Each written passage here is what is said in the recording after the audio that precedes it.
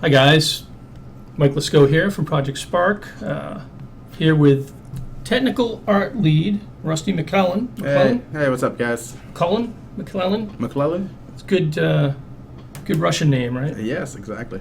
And we're here to talk about Project Spark. And what we're going to do is we're going to do a quick run through, a little quick intro, and then we're going to get started on Swansong, which I know has been a huge request from people over and over to see this Swansong thing. And this guy Rusty, who I guess you had some other work that you're doing other stuff. Yeah, we're all incredibly. You don't work on Swansong full time? No, not full time. I'd love to, did. but no. So yeah, people keep asking about a sequel. You know, it might be in the works. So we're going to do that and kind of run through stuff real quick and get going. We're watching chat, so be sure to shout out if you have any questions, comments. If you see anything weird with the stream, let us know. A little bit of delay, so we're not really slow. We're just a little bit behind. The time machine's not working really great. So a couple things, points of note for people that are keeping track at home. What we're going to be showing on today is actually our E3 build. This is like when Rusty, and we'll get into this, when Rusty created Swansong was way back when, one of the original builds we had. And so this is almost like an ancient relic of a game in sort of Project Spark development time. And it's going to, so it runs better on this version, and it hasn't been updated because, he's been, working on this crazy, you got a beta or something coming on? We got beta coming up something like that. So you may have heard about it. So we're using that version, so keep that in mind when you look at that. It's running on a Win 8 PC, and he'll be using an Xbox 360 PC controller. And with that said, why don't you just start off by saying, what the heck does a technical art lead do? Yeah, so... Are you tech or art? I don't... make up your mind. I'm a little bit of both. I work with the engineers, I work with the artists, just to make sure that everyone's speaking the same language. It's super important in developing games, especially on a game as big as Project Spark. We have a lot of great content in the game, from the terrain materials and the scatter materials to the characters and all the environment props that you got. I kind of wrangle all of that stuff just to make sure that it's looking great all of the time. And that involves both artists and engineers. So I do a lot of that work. I do a little bit of design work as well, as you'll see with projects with Swansong, and a little bit of camera work as well. So a bunch of different things kind of mixed in, all rolled into one. So you want to jump right in? I can, for the first time people who haven't been on the Twitch feed before, we're going to just do a quick demo of some of the tools again, so everyone's up to speed. I'm checking our time. We got a timeline because I know your boss is in chat and is going to yell at me if we take 1 minute over. He's on the Twitch feed right now. Yeah, he's there. He's right there watching. So if you were going to introduce Project Spark to someone brand new, had no idea what this is, right? Like, this is kind of a challenge because it's a unique game. Yeah. How would you do that if, say, some Twitch stream host gave you 1 minute and 45 seconds? Starting right now. Okay, here we go. So Project Spark is an open world digital canvas. Most of you, I'm sure, if not all of you, play video games, and we think that everyone wants to be able to make their own video games, and Project Spark essentially is a tool that allows you to do so.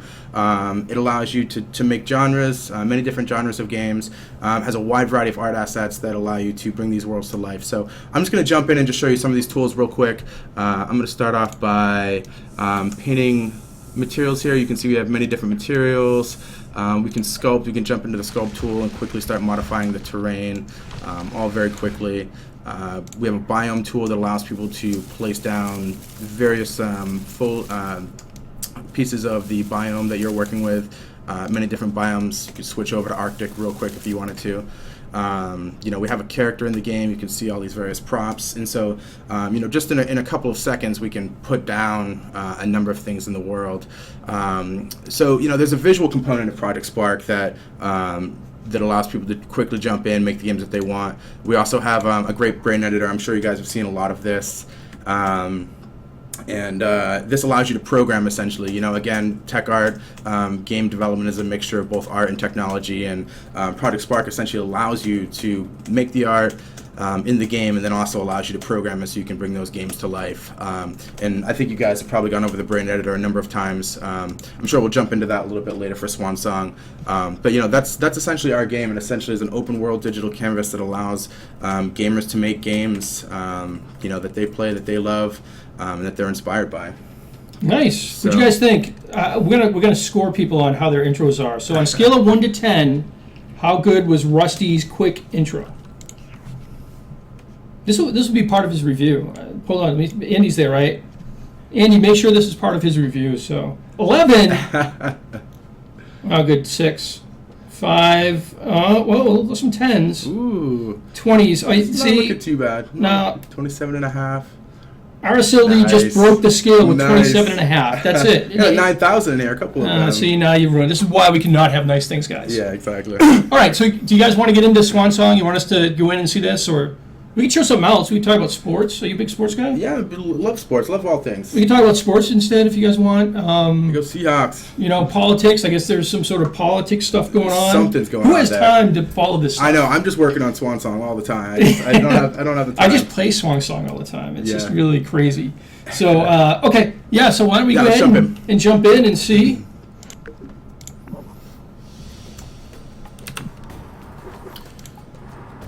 And so, all right, so we're going to go ahead and start this off here. I'm going to hit play, and here we go.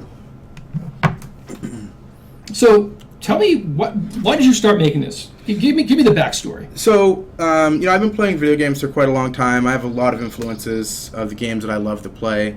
In the mid-'90s, I was a huge fan of Final Fantasy, games like Chrono Trigger, Xenogears. Those are all super big inspirations for the sort of games that I like to make. More recently, I played Kuni at the beginning of the year, which I thought was a great game, and that really started beginnings of Swansong. I kind of wanted to create a turn-based RPG, really create a sense of adventure. Is there a name of that genre? I mean, is it a Japanese RPG? Like, how would you define the type of genre that you were looking at?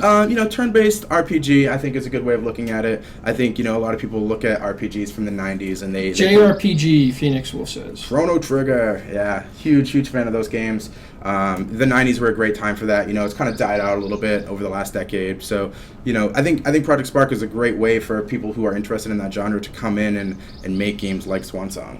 So why don't you go in and just kind of narrate like the director's cut as like, I mean, I even like just the beginning here is pretty awesome. So. Yeah, so at the beginning you see the name, you see a black screen, you see the name. You should always name your levels out there, everyone. It's awesome to do so. You get mad cred for that. You see the camera pull up, and then we have the static shot here. A lot of this level, what you'll see is that it's really based upon the composition of a given shot. And I thought that this looked pretty cool.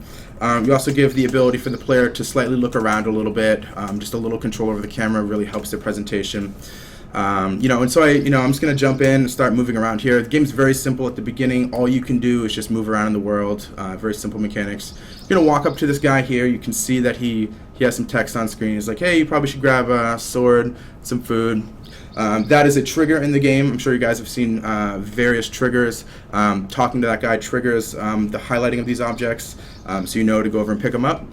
And once you're done, another trigger happens. He speaks a little bit more, and he runs inside the cave, and it kind of sets the tone for the adventure, which is really cool. But this opening shot was really important. It really sets the tone of where you're going. A lot of cool effects going on here. Kind of reuse of, I think this is log with rope here, which is pretty famous in our game, and a bear trap maybe to represent that they climbed up to the top of this mountain. You can see that down at the bottom right here. Actually, it may be blocked by our screen, but okay, well, let's go in so they kind of get the full feeling here. So I'm going to run to this cave here. You're going to see a cut here, a transition, and then we're going to go right into a cut scene. I'm going to see Goblin Mountain. You see the pullback there, and then the reveal of the character inside. And one of my goals here, or a couple of my goals here, one was to do interiors in Project Spark, because that's super important to be able to tackle that for games. What's that in the bottom left? So yeah, in the bottom left here, we have the character. You see he has a 1 next to him.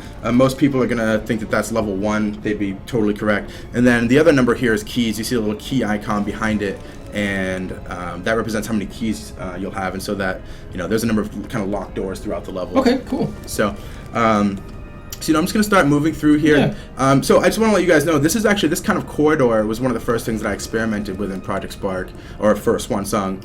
And I built this first, and then I kind of went back and I built the beginning portion of the level and moved forward to the later parts.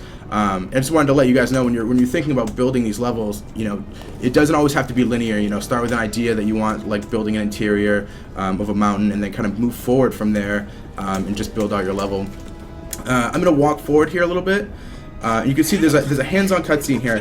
What we have up in the top left-hand corner is a cannon, and you can see that I'm kind of vibrating the cannon. It makes it look like a megaphone, and the camera kind of pans over to a little bit so that the player will notice what's going on there. And you'll see some text, and I think you guys have sound, right? So you'll notice that there was kind of a goblin language. It wasn't English, but what we did there was we took a bunch of the goblin sounds and we kind of played them really quickly together to create this really cool goblin language, and you'll kind of hear that throughout the level, which is pretty cool. Okay, so yeah, let's kind of go through and give them a sense of like kind of the playability aspect of this. Yeah, so we're running through here. We've got a really cool environment. Again, we can walk up here, talk to this goblin. Slight shift in the camera again, kind of zoom in on him. He's going to say some stuff to you. He's going to emote. And I asked Rusty before we come in, I wanted him to point out there's a lot of little things that you might miss. Things like that, just the little shifts that they do in cinematics and things, and a lot of really good games to do that he really kind of went to a lot of detail here, so. So apparently, he said, and we don't know, like right now, you don't know the story, right? All we know, these guys are going here for something. Yeah, right? They're on the edge of a cliff. They're together. There's two people. They go into this place called Goblin Mountain, and they're on a journey for something, and you don't quite know what that is yet. Right, and obviously he said he's tolerant, but my buddies maybe not so much. Yeah, exactly. So this gives you like a hint. You might think, oh, you could fight this guy at the beginning of the game. It's just introducing the goblins that are going to come a little bit later. If you head over here, another great reuse. I think this is a bedroll that we reuse as a note. I thought worked out pretty well. And this is, again, another kind of narrative piece to tie you to the person. So who's that? There's a goblin. Who's that saying? So I'll be waiting just up ahead. This is a note that your buddy left. Oh, okay, so he left a note. Gotcha. At the beginning, and you can see more goblins through there, but you can't get through there just yet. Right. Okay. So we're gonna have a look around, and we're gonna say, hey, there's a descend option here. So that's pretty cool. Again, just a note of the clever reuse of assets in our game. This is actually fence pieces that we put together to build a ladder, which I thought was pretty cool in the same way that we built the megaphone through the cannon. So I'm going to jump down, and then we're immediately in a brand new area. Camera shift, different part of the level. The verticality of the level has changed. You're now not on the same plane. As you step out here, you enter into a trigger volume, and you can see the camera again slightly changes to get a different perspective of the room. And I can move around. Again, I can move the controller around to kind of get a different view of the room a little bit. And so these goblins look like they're hard at work. So I'm going to run up to one of them and see what happens. Let's see here. I'm guessing it's not going to be good. I'm guessing it's not going to be good. I think my controller came unplugged. Oh, there we go. Okay, no, we're good. We're good. So yeah, I'm going to run up here. So pretty cool. So here we go. We're going to enter into some turn-based combat here, and what we have done, we have frozen the game entirely. We have this thing called time factor, and we've frozen it. And the reason why we do this is because we want to give an introduction to the game. We don't want to just throw the player right into the game and expect them to know exactly what to do. We don't want to tell them exactly what they should be doing, but this gives us an opportunity to slow down and tell the player what to do. So can you talk about it's like people all ask a lot about interfaces. So it looks like you have kind of some interface here that you've set up, and it looks like hit points and. Yeah, exactly. So in the bottom left here, you see a hit point meter. That's the amount of life you have. You got magic points, and you got an ATB. People familiar with Japanese RPGs know that that's the time meter until you take your turn. Okay. So it tells you, and also in the bottom left, if the ATB meter isn't enough, then it also says you're ready to go. And then on the kind of above that, you have an attack icon and a taunt icon. So, and it says press the A button, and you can also see the A button again kind of reinforces that to the player to go and attack. So it's kind of a tutorial. So, I'm going to hit the A button, I'm going to jump in, go and attack, flip back. You can see that my ATB meter starts going up again. And now I've entered into another tutorial, a second tutorial where the game is frozen, and it says use your bumpers to switch to the current action. I can jump over to taunt, and you can see a different spell being cast there. So what does taunt do? So taunt reduces the speed. You see -5 the speed there. It slows his... So you just debuffed his attack speed. Yeah, exactly. Like just the way that I have a visual ATB on screen, he has one under the hood that he's rolling with as well. So I'm going to switch back to attack and just attack. You can see his life in the upper left-hand corner. Now you can see a level system here. You gain as you fight new enemies. An experience system is pretty typical in JRPGs, so wanted to make sure that was a part of it. You get some experience once you're done. So. Oh, okay. So you killed him there. That's why you get the level up. Yep. So you get the experience at the end of the fight. Yep. Leveled up, and And is there any other, like when leveling up, does that do anything else for you that we see, or? Well, we'll see that in just a second here. I'll kill this second guy, and you can say, Okay. or you can see that you'll get some extra buffs here. I also just wanted to point out a few more things here, kind of the creative reuse of some of our assets. Again, this machine, it looks like a machine off to the right-hand side. That is actually a window with some fences, and what we did was we took that, combined it, and then we just scaled it really quickly over time, and it gives the effect of a machine. And I thought that was. Oh, I see. So you're scaling that, and that sort of makes it sort of that little. That's cool. Exactly. That's not just one asset, that our team created. It's a number of assets, and we used it in a clever way to give it a feel of a machine, which is pretty cool. And what's that on the upper? And like, is that a picture of the something? Yeah. So this is the first hint that there might be like some sort of ruler or leader of Goblin Mountain. That's awesome. So he's actually a 3D goblin frozen in place, and we've tinted him white.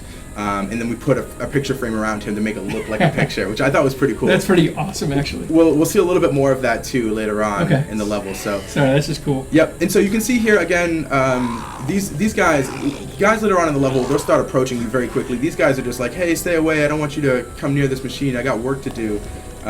So when you get close to him, he starts taunting you. I'm gonna jump back in here. Just gonna continue attacking. I always love how he kind of grabs his head. That's a nice little touch whenever you hit him. And so these guys right now, they're only going to run up and they're just going to attack you. So they have limited attacks. They have limited attacks. You'll see later on we'll have more difficult enemies that have many different types of spells. No, I think it's important to point out this is hardcore RPG, right? This is hardcore, old school. If you die, that's it, right? You go to the beginning. I got a lot of pressure from people internally that don't play, these sort of RPGs to make the level easier. And I hope you told them to go make your own game. I told them to play it again. Remix it easier if you want. Exactly. So, we're back in the level here, which seems like we're blocked off up there. We're going to come over to this door. We can hit the A button. It's locked, so we probably got to find a key. It's locked. We know we have icons, find keys, so we're looking around. Pop over here. You grab it. You see an icon appear. We'll slide to the bottom. Now got a key. So we come over here, open the door. We're going to see another camera transition in a completely different room. Another, great use of transitions with cameras. You in Project Spark are, You're the director. You're the director. You get to decide where the camera's at any point when you're playing these games. So this looks like a switch here, so I'm going to pull it. When this happens, lights go out. It's like, oh man, I'm in the dark now. You can see that we have an illuminated area over here. I'm going to go check it out. And this is where you pick up your first spell in the game. You learn Fireball, and we'll get a chance to check that out. Okay, so you just picked up the spell Fireball. Yep. So the next time we're in combat, we're going to get a chance to see what that looks like. I'm going to hop back out of this room, and we have another kind of hands-on cutscene from the megaphone. Get a little bit more story here about things starting to fall apart in Goblin Mountain. Yeah, things are going a little miss. Things are going a little mess. Bad day in Goblin Mountain. Yeah, exactly. You can see that the machine. Well, it's because you killed the guy. That machine was important. I know. He said it was important. You didn't listen. The workers here, they're important. I really should be thinking about that. Jeez. So maybe it's my fault that Goblin Mountain's falling apart. I think it might be. Maybe that's part of the narrative. But now, I can go up to the machine and I can turn this off by hitting A button, and then we've unlocked a side quest now. So it's like, okay, we have a little bit more. We got a Okay, so the first machine shut down, so that would imply that there might be more. Yeah, exactly. Sweet. And so it tells you right there, 1 out of 3, and you're going to find some later on as well. Cool. So what you'll also notice here is that this door is now unlocked. You have both messed up the machine, but you've also allowed yourself to progress further. Great. So we're gonna hop out here. Again, you can see this goblin. We've frozen him in time. We've tinted him white. Again, maybe that's the guy that was in the portrait. You don't really know, but it's starting to allude to some other character that these goblins really like. So loot, yeah. So we're gonna go and open up this treasure chest here, and for the first time in the game, we're actually gonna pick up a new piece of equipment, and this is the fire armor. It's gonna give you a little cutscene here, and turns you red. And so now that you have this, you are resistant to fire, and you haven't seen enemies that have attacked you with fire yet, but you will very soon. It's very important to pick that up pretty early on. Cool. Also, I wanted to demonstrate here. This is a great example of allowing the player to make mistakes, but not killing them for it. So if you fall off here, mistakes. Exactly. So I like that. I like the fact that if you want to experiment with the game, you can you can fall off the world, and then you can pop back in, and you're still playing. You don't have to start the entire thing over. Right. So I'm gonna run back in here, and it looks like I'm out of places to go. So I'm gonna head back upstairs because I saw that note earlier. Right. You know, I'm thinking maybe that's where I want to go. So I got my fire armor, and I'm heading upstairs. So now you can see the goblins. These guys actually approach me now. Right. They're gonna attack me. I'm gonna hop over here to my fireball. I can't cast it yet because he's in the middle of his attack. But I'm gonna. So it's his turn, yeah. Yeah, his turn. I'm gonna jump in and cast this fireball. So that's one camera that the fireball uses. You'll also notice that I have a second one as well. We have the second camera here. Makes the entire battle sequence a little bit more cinematic. Right. Which is cool. I'm gonna jump back to attack and hopefully finish this guy off pretty soon.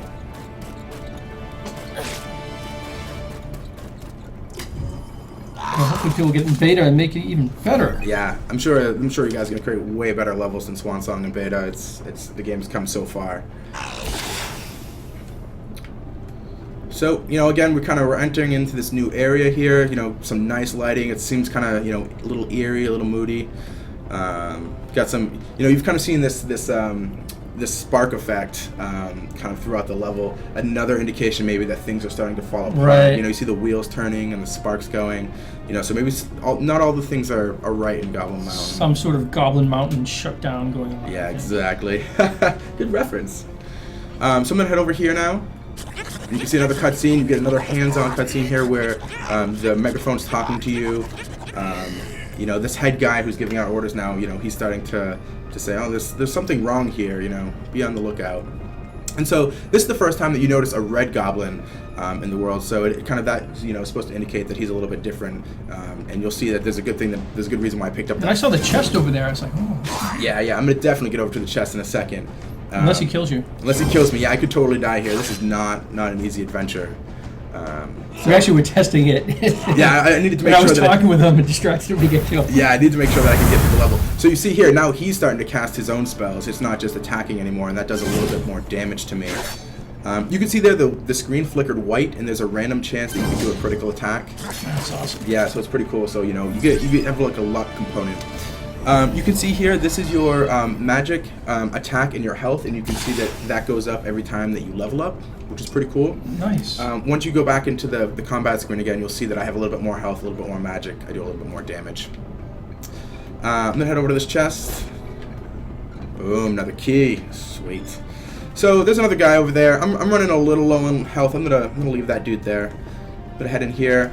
Notice the camera pulls back a little bit again, give you a little bit different perspective, and I'm gonna start ascending. Ooh, there we go. Again, you know, camera transition. You're in a different part of the level. Full control over that stuff. So I'm gonna have a look around, kind of survey my surroundings. You can see another machine over here, so I'm gonna go check this out again.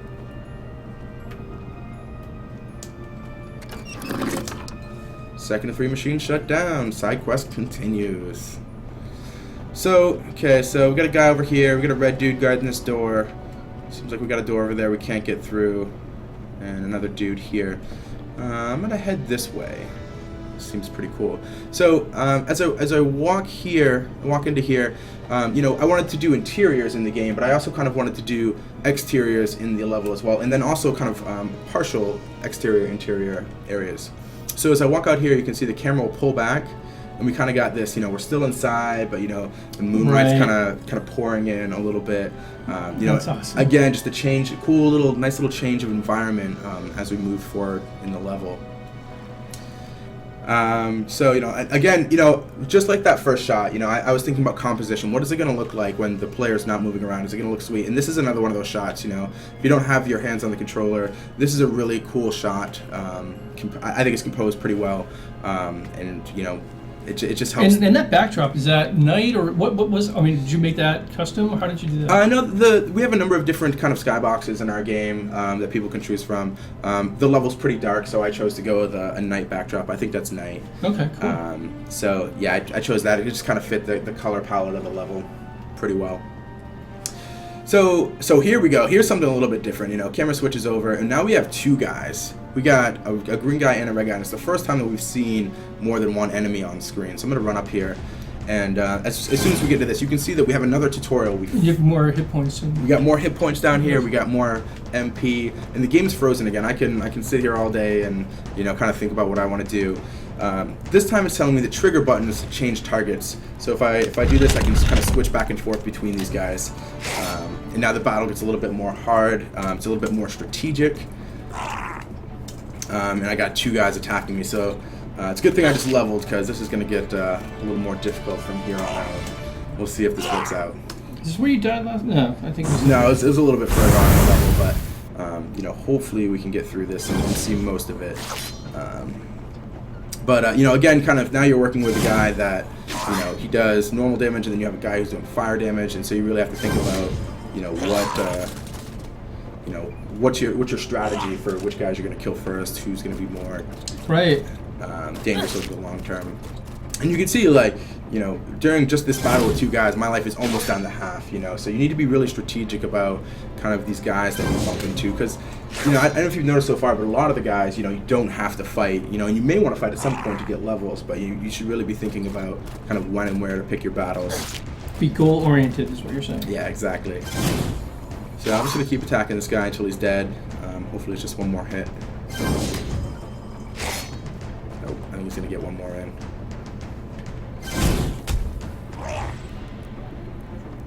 So, like, people are kind of talking about beta. Once beta arrives, our plan is not to do any sort of wipe or anything there. We are planning, obviously, when we see what happens with beta, we're going to be doing some forms of updates. In theory, some of those changes could sort of break existing games. It may not work exactly like that, and we'll figure out what those are, but there won't be any sort of general wipe once beta begins. Going from alpha to beta is going to be a pretty big thing, though, so I don't know how much stuff we'll be able to carry over. Yeah, and I can tell you guys, I mean, this level is definitely a labor of love for me, and I'd love to get it into beta, and if that takes some updating and some tweaking, I'd love to have it out there so people can play with it and remix it, make sequels. I think that would be really cool, right? To see where they take the story. I think it's very neat. Yeah, for sure. So I'm gonna head through this door here. We got the key from down below, so we can keep moving through here. Another camera transition here. Now I'm outside. It's snowing. Got the added effects.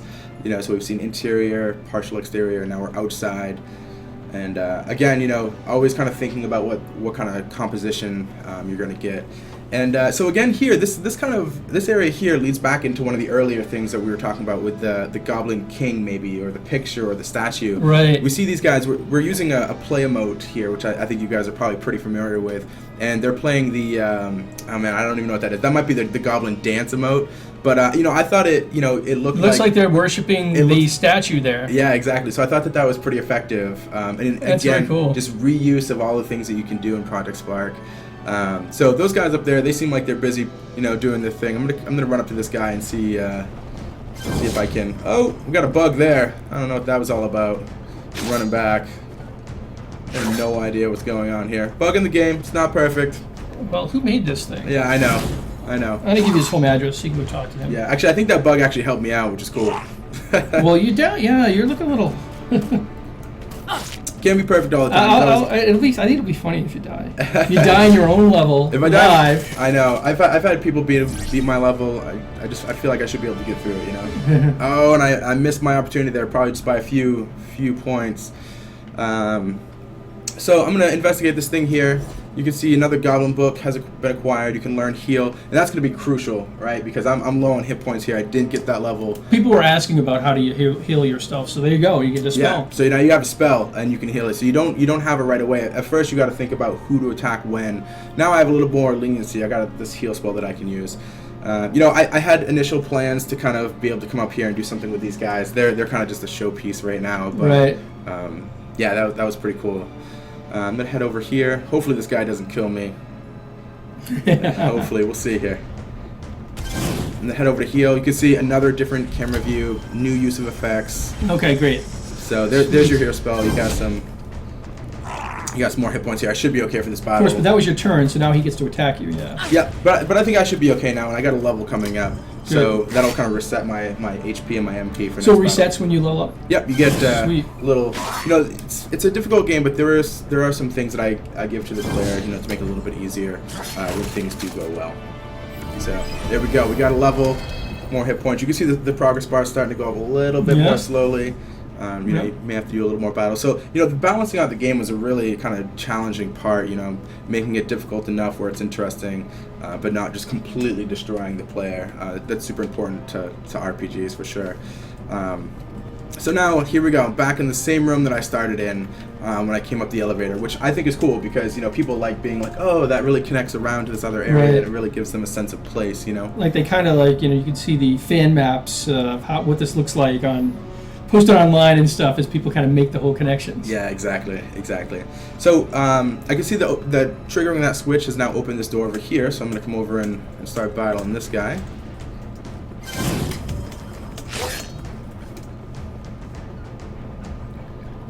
Yeah, so I'm doing pretty well here. I think I'm gonna be okay for a little while. We'll see how this works out. See how much this guy damages me here. Scavenger's fire.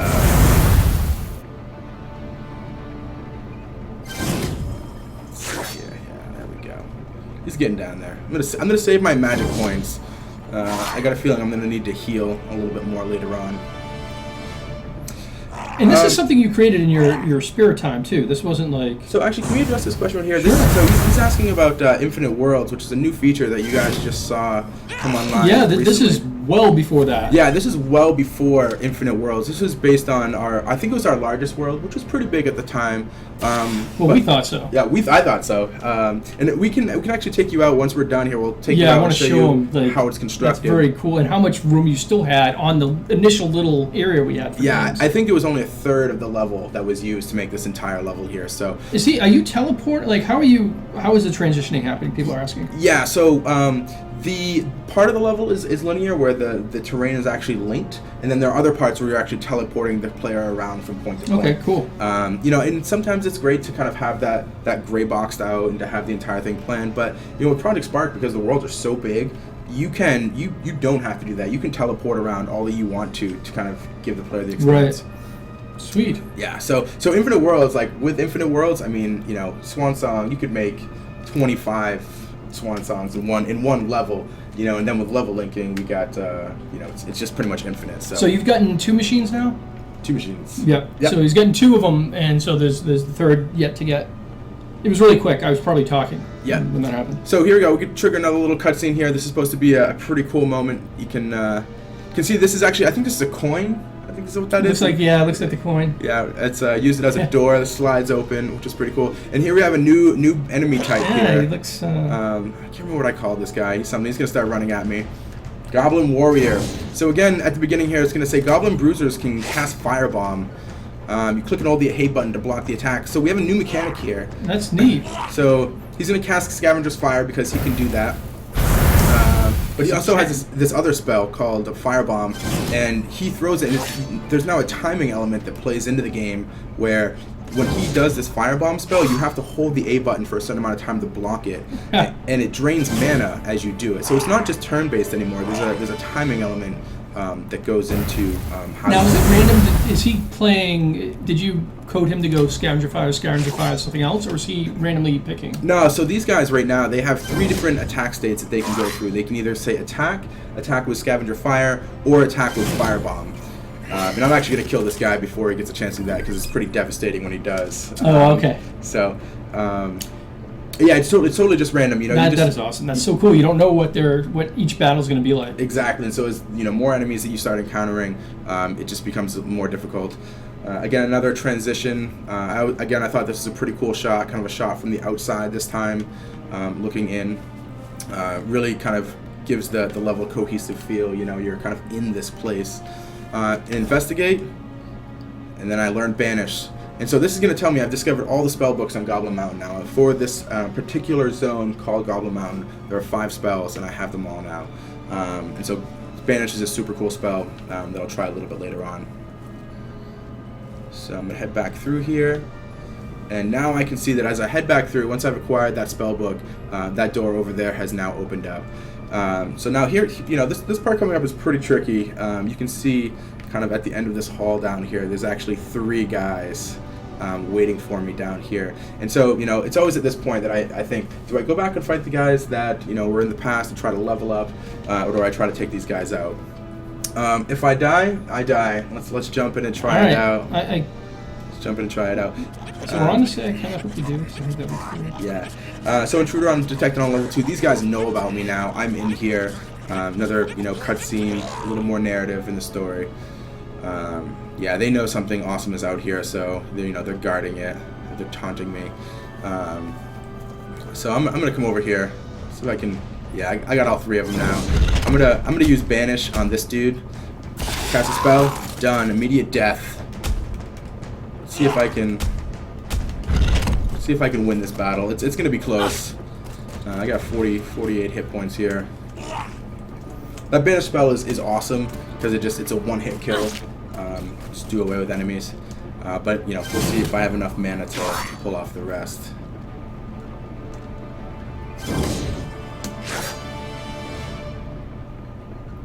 Let's see here. Cast heal next, I think. You're down to 16 hit points. Yeah, I don't know. What do you guys think? You guys think I'm gonna make it through this? Doesn't look good. Down to 5. I'm gonna cast heal here. That'll be better. We shall see. I'm gonna cast taunt one more time too to try to slow these guys down. So you're able to do 2 attacks in your move there? Yeah, because my ATB actually moves faster than theirs, which gives me a pretty big advantage. I haven't really been using taunt that much, but Did you not kill him? That didn't kill him? no, that didn't kill him yet. No. Let's see if I can get this guy. Oh, I think I'm doomed. I'm doomed. Oh yeah, I'm totally done. I might be able to kill this one guy, but Like, you got nothing. yeah, I'm done. I'm done. You didn't even kill him. Okay, so I got that. Oh, you did get him. Okay. One guy to go. I don't think this is gonna happen. We'll see. Whoa. Oh yeah. We didn't hit you for as much as you could have. If I can get a couple crits in a row here, I might be able to kill this guy. So I might be able to get one more. Oh, we got it off. We got it off. Unfortunately, the enemy in this version of the build, the enemies never miss. So get a little death screen here. Says death is never permanent. So you actually can restart this level. So I'm gonna go ahead and do it. Let's say restart. I just want to play this over and over again now, you know. Yeah. You can actually see this is a bug in the game right here. Discovered all spellbooks on Cobble Mountain. That should not happen. But, you know, it's a bug. Games have bugs sometimes, so... so I'm going to run back through. It won't take me nearly as long this time because, you know, I've kind of cleared everything out. Okay, so basically, like, you things don't respawn. It's just you need to go through back to where you are. So that's not super... Yeah, I think actually in this version of the build, I made it so that you can only die twice. And so that is still kind of hardcore. Yeah, if you it's a little forgiving. If you die a second time, then you will have to start the entire thing over. Ooh. You know, so we've used up our one. We've used up our one. I'm not sure there's any more enemies. Again, being a little forgiving to the player. I've actually killed the enemy that killed me, so you can actually just walk right by this part now, and kind of head outside here and see what's up.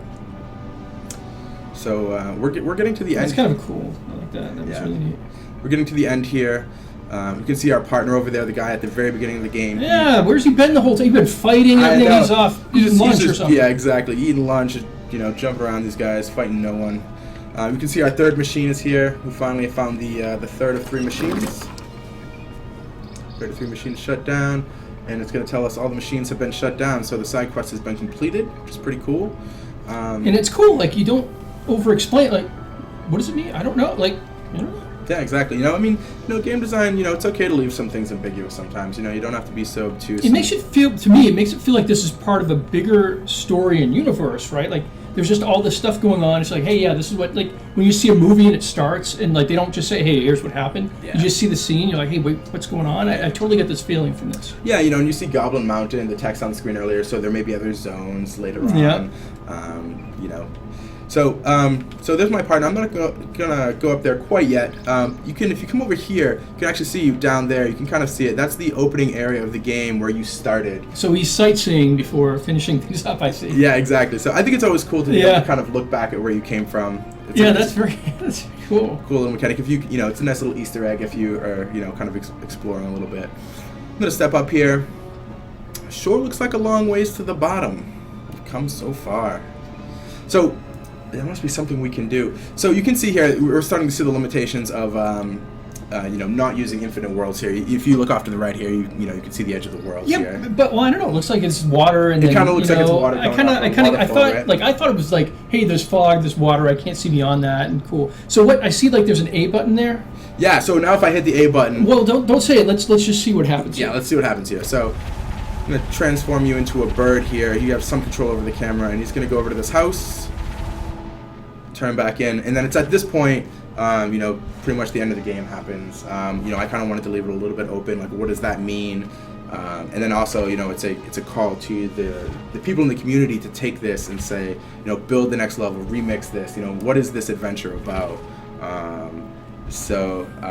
Yeah, there you go. That's Swansong. I mean, it's just like it leaves me. I just like, okay, I wanna read the books. So I want to get the series. It's in the works. I got a book deal after this. It was great. That's great. I mean, and I think it's really cool to kind of just show the types of stuff that people can create. I know our community. I hear it all the time. Everybody has these great plans, these great epic stories they want to tell. And that's why I think it was just so cool to be able to show, like, look, you can do that. You can tell the beginning of your story and set the stage and just get that going. So that's super cool. Yeah, and this is a pretty small slice, right? I mean, this is a 45-minute adventure. These sort of games are 30, 40, 50 hours long, and with infinite worlds and level linking, I mean, you could build those size games. And this is just a slice, So here's actually the shot. I took a screenshot of the game for, in the community, you're going to have an icon for your game, and this is the screenshot that I took. I thought I see. Yeah, I thought it was pretty cool. That's neat. Okay, so we're going to, do you guys want to... do you guys want to see a little bit more of the? You want us to go in and show like kind of how the level's made? What do you guys think? Like, guys, overall, what did you think of this? Was it cool? Not so cool? It was all right. We got like a 15-second delay, so sometimes I talk slow or check my email or surf the web or something like that. 100 out of 10 says hearts out. So I think the first thing that I just can you just show like the big area? Like I want to get a sense of scale, right? Yeah, for sure. So again, this is our world here. This is before Infinite Worlds. This is how much room we had to play with in this level, and you can see that I used maybe a third, maybe a fourth of it. So 45 minutes, multiply that by 3 or 4. You're talking a 4-hour level in just this amount of space. So I'm just going to go through and just kind of walk you guys through like where we went in this adventure. The first shot is here, right here. The camera pulls up, and this is where it is here. And what's really cool, and people were asking about warping around, and is the level continuous? The answer is no, and I'll show you how this works. You walk through this here. Your partner walks through first, and then you walk through afterwards. And then once you're done here, I warp the player all the way over to here into this little tunnel. And the reason for this is that I had built this first. This is my kind of main idea. I wanted to build this tunnel. Like this is the first thing you saw when you thought of this game. This is what you saw in your mind's eye of like, oh, that's what I want. Yeah, I'm like Goblin Mountain. It's gonna be falling apart. There's gonna be pipes. There's gonna be sparks.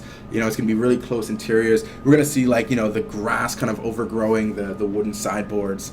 So I built this first, and I eventually had to bring it back over to that other area, but just because like this is pretty close to the edge of the world, and I couldn't just build that out from here. So had to improvise a little bit.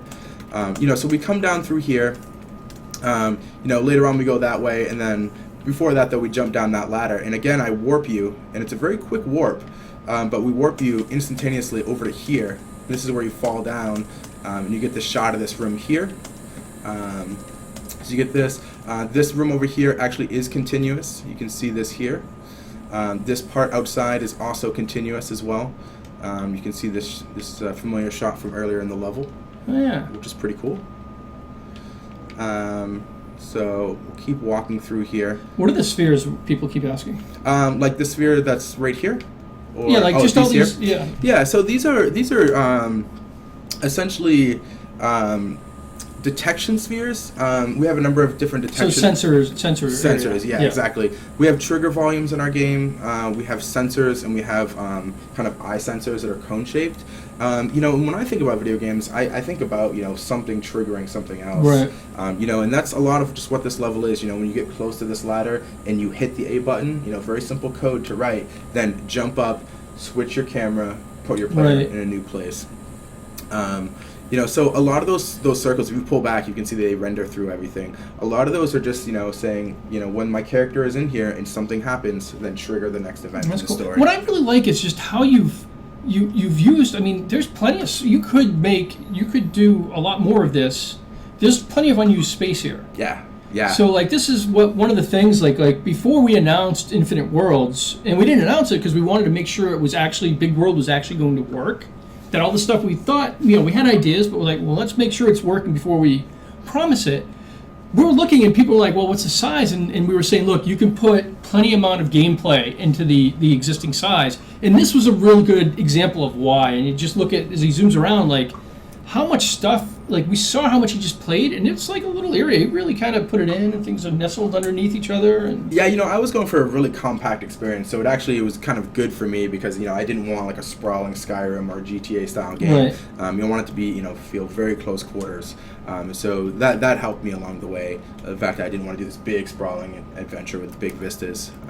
You want to continue through the level here, or just kind of show you? Yeah, why don't you kind of roll through and just show I know combat's going to be really tough, but maybe if you can just explain to them how you stop time, because I think they don't really understand how that all happens. Yeah, so when you're in the battle, you have you can, for a given object in your world, you know who is in the battle. You know that there's a goblin in the battle, and you know that you're in the battle, and you can essentially keep them as a group of things. And we have a for loop in the game, and you can essentially loop over each of those objects and say time factor is equal to 0. And what time factor does, it essentially slows down your animation. So if you wanted to play an animation at half speed, then you could say time factor is equal to 0.5, and you'll get this really slow motion bullet time. Crossbow time? Yep.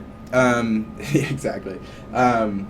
So if you set it to 0, they just stop, just like the goblin statue that we saw, and that was a really effective. I thought that was a really good way to continue. That's funny. So that's not a statue. That was a goblin. That was a goblin. That was a living, breathing goblin who just had his brain changed, so he couldn't do anything. Yeah, I can actually show you right here. This just in. Huh. Oh, sweet. You can actually see this guy right here. We're in build mode, right? So nothing is the code. Yeah. So you see him right here. He's just kind of hanging out. Poor guy. His job is to stand in a picture the entire time. Yeah, I know, but he does such a good job of it. Does. Right? He pulls it off stoically. Yeah. So again, also if we come out here, he might be up for an Emmy for that. I don't know how that turned out. Thank you. I'm just saying. So there's also one up here. At this point, I actually spawn him in. We use a template. We have a templating system. We spawn him in, and then we just set his time factor to 0. So a little bit different, but same sort of mechanic there. So I don't know. The head of production just handed me. Do you know what this means? I don't. I see a bunch of black. Hopefully, it doesn't mean we're in trouble. Yeah. Is it something we said? I don't know. I hope not. You guys see this? Do you know what that is? I have no idea. I don't know. Anyone? Anyways. All right. Okay. There we go. Well, I guess we'll find out with the backdrop. Yeah, exactly. All the stuff's packed up, we're in trouble. Yep. I'm just gonna continue forward here. You kind of come down here. This is the next area, and then you head up the elevator. And again, that's another point in which you kind of teleport to a new area, and that's over here. You can see in here we head in here. This is all continuous. It's at this point of the level that the level becomes a little more continuous. I had kind of thought it out a little bit before constructing the entire thing. Kind of come outside, and then that's where the goblins are praying there. You can see that there's no goblins actually there. I'm just using the templating system again. Essentially, upon I say once, create a goblin at the sphere, the logic cube's position, and the reason why I do that is because instead of having a goblin that you have to copy around in the world, you can just have a logic cube, and that logic cube can say, create a goblin and put this brain on it, and it's a lot easier to take that and move it around in the world than to have a goblin that you move around. So that's why you see a lot of this stuff. You don't see the goblins, you just see these kind of markers in the world, which is pretty effective for creating a lot of different enemies that do very similar things. Again, you walk through this door here, and you can see that's the end there. And then finally, we warp you all the way back over to the beginning here. You can see This is where you enter into the outside. This is where you meet your friend, and then there's the house that's across the way.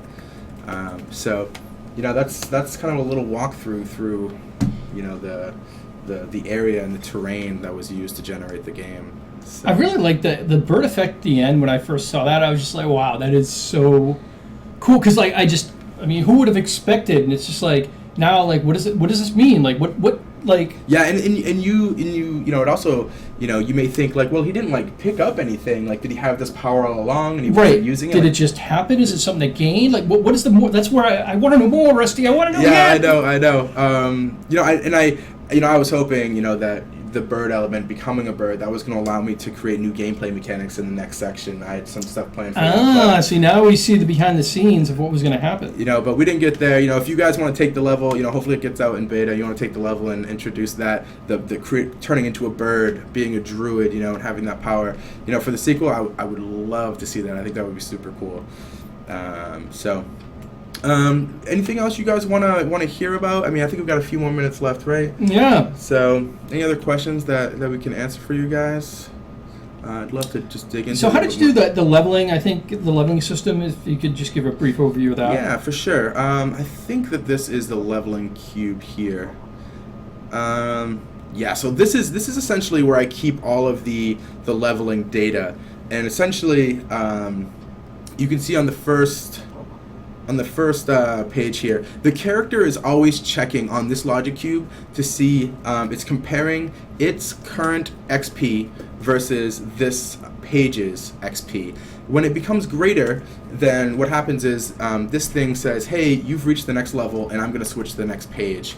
And you can see here a bunch of stuff plays. You have you play sound, level up.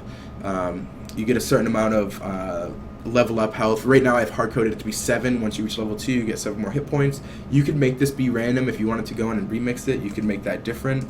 And then this thing goes ahead and actually manages the player's information. You can see his max health is now equal to the new level up health. Here his max HP changes. His health changes. Oh, that's great. Yeah. You can really this. I feel like this is pretty readable for the most part. Right. Like it's like even I get it. Like this is the level up health, and then he's updating current health, max health, and current HP, and then you go through the magic, and it's a very similar sort of system. And you also see here his level up attack goes up by 5, and so I've created a damage modifier. So when someone attacks an enemy in the game, they do a specified amount of damage, and what I'm doing here is I'm just saying, just up that by a little bit, so the next time they attack, you just do a little bit more damage. Right. No, that's sweet. Which is pretty cool. You set his XP back down to 0 because now he has 0 XP for this particular Otherwise, level. you just keep leveling over and over. Exactly. And then the new XP for this page, for this level, is 200. So the next time he reaches 200, that's when it's going to switch to the next page. And we do some stuff here with UI and playing sound. So, we see the celebration and the emote, and, we put some UI on screen to dictate that's happening. But essentially you just have, I think you can level up to, let's see here, I have 10 pages, so you could get up to level 10. I actually don't think there's that many enemies you could get up to level 10, but I essentially just copied and pasted these pages and updated where I needed to. So that you can. Yeah, so he has a page for each level. So it's pretty neat. Yeah, and it's a good way for kind of an external object that is not the player to kind of manage the player's state. So the hero just has to do this one check to say, hey, once I finish this battle, what do I'm looking at this one thing. Am I going to level up? Oh, I am, and then this object takes care of everything on the hero. So they're kind of separate modules. Which works out really well and makes things a lot more simple. So. Okay, and I think one of the other things they wanted to know about was kind of I think the cameras was one of the questions, and I wrote myself notes in chat. And the UI. So that was really cool, and I don't think we've shown a lot of games that used UI because we get a lot of questions like, hey, can you make UIs? Yeah. I think this was a super awesome example of that. How did you create that? You had the character one with his level above him, and then you had the combat one as well. Yeah, so when you're in the arena and you're battling, we have a show meter HUD, and a show meter HUD is essentially just it's a bar, and you can tell it at any point how much the meter is filled up. So you could say show meter and then the value and then the max value. Right. Okay. And so what I do is, for whether it's experience points, whether it's hit points or magic points, is over time I just kind of increase that value for what that meter is at a given time. So something like the ATB meter, it starts out at the beginning of your turn. It starts out being 0, and then every frame of the game it goes +1, +1, +1, +1. Right. So it's just math. Just math. You're just adding 1 every frame. Right. And then you're just kind of checking for when you can attack. And same thing for hit points. Just decrease the amount. You just got to keep track of what your hit points are, and then update the UI kind of underneath. So once you figure out the data for what your hit points are, what your magic points are, you just you kind of just put that into the UI and say update for me. Oh, that's sweet. So all right, well, I think that's pretty good, guys. We're gonna have another stream on Tuesday at noon. I don't know if Naruki's still here, or Naruk. I think he said that the E is silent. I got an email from Henry in the middle of the stream saying he did take a look at your level, and that he suggested maybe next Tuesday we go through and look at some of the community creations that our alpha testers have made. So if you guys think that might be kind of cool, let us know on Reddit, on the Project-Spark forums, or Facebook, or Twitter, or wherever. And we'll see what we can put together. Maybe we just do a run through of what people have been creating, because there has been some cool stuff. I know you've been looking at some of the stuff there, and it's really good to see, because these guys they're using pretty much the same build. The alpha build is really mostly based on a slightly updated version of the E3 build. Yep. Right, because there is no big world, there is no level linking. There's a lot of things that are in the newer builds that wasn't there that they're still using for alpha, and this just kind of shows what Rusty was able to create with that way back. And God, back when we were kids, back when 5 months ago, when so much has happened since. I was a baby. Yeah, and and that's what our alpha testers are using. So it's not the greatest experience, but boy, these folks are doing some really cool stuff. So definitely something that we want to show off, and maybe we'll do it next stream. We'll see. I think that sounds great. So awesome. Yeah. All right, guys. Thank you, guys. Appreciate you taking the time. Thanks, Rusty's Fan Club, for coming in and driving up our stream numbers. Always a plus. And we'll see you all on Tuesday at noon. And we'll sign off with our obligatory 20 seconds of silence, because that's just one of the things we do. Thanks.